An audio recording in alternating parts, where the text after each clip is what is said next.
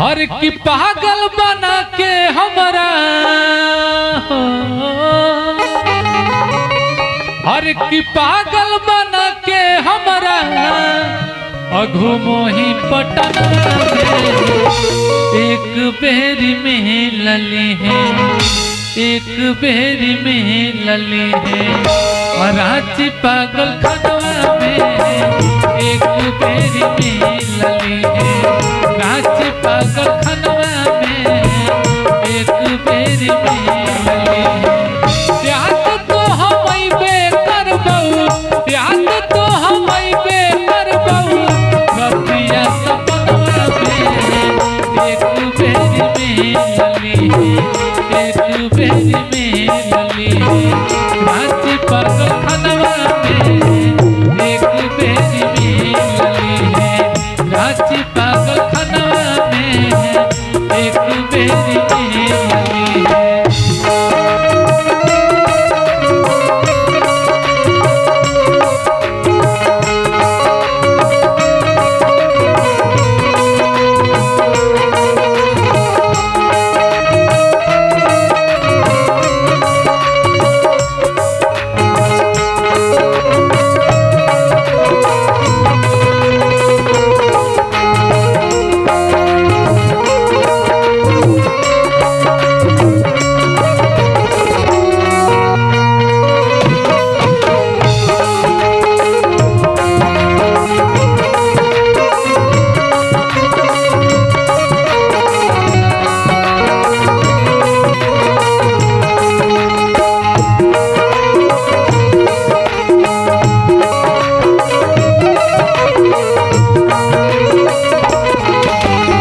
कैसे कहा था भैया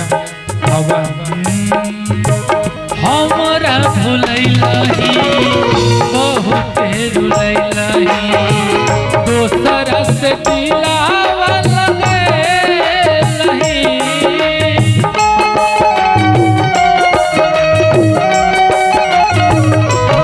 दिल हमर तोड़ली कहीं के नहीं छोड़ली प्यारों में पागल बने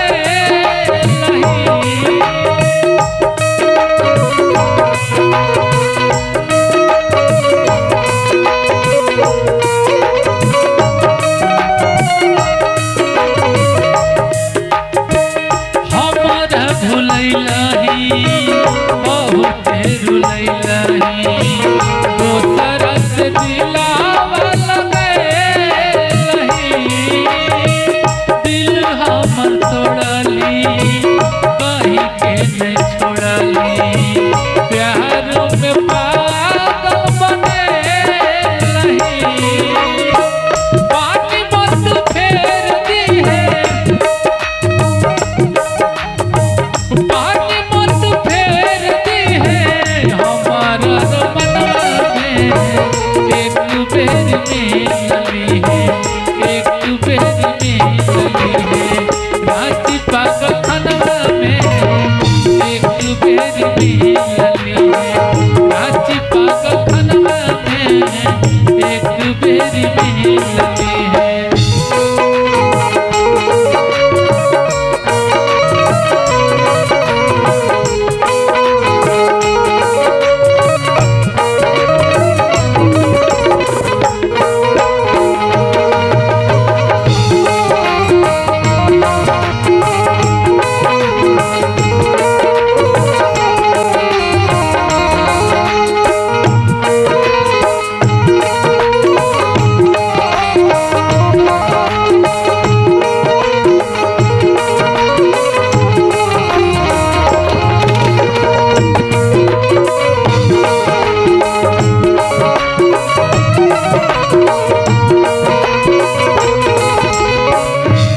देखिए लड़का कैसे कहा था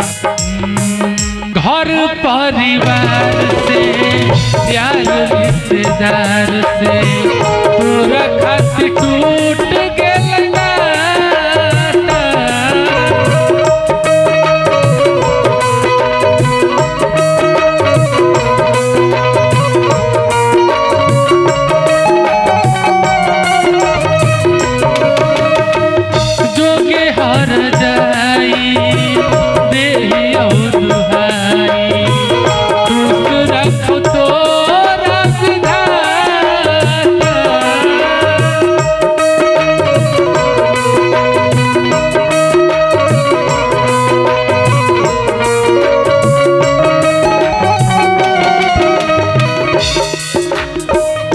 घर परिवार से